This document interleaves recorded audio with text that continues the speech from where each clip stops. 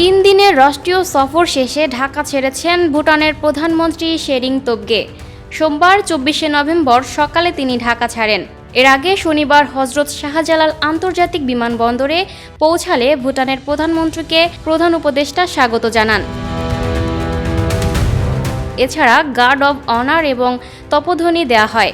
পরে তিনি সাভারে জাতীয় স্মৃতিসৌধে যান, শহীদদের প্রতি শ্রদ্ধা নিবেদন করেন এবং সেখানে একটি গাছের চারা রোপণ করেন।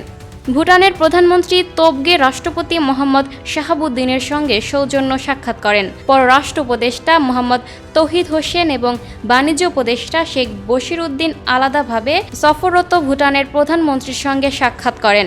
শনিবার ভুটানের প্রধানমন্ত্রী ও বাংলাদেশের প্রধান উপদেষ্টা উষ্ণ ও সৌহার্দ্যপূর্ণ পরিবেশে আনুষ্ঠানিক বৈঠক করেন। বৈঠকে তারা দ্বিপাক্ষিক সম্পর্কের পূর্ণাঙ্গ পর্যালোচনা করেন। বিশেষ গুরুত্ব দেন বাণিজ্য সংযোগ, অর্থনৈতিক সহযোগিতা ও জনগণের মধ্যে সম্পর্ক বাড়াতে।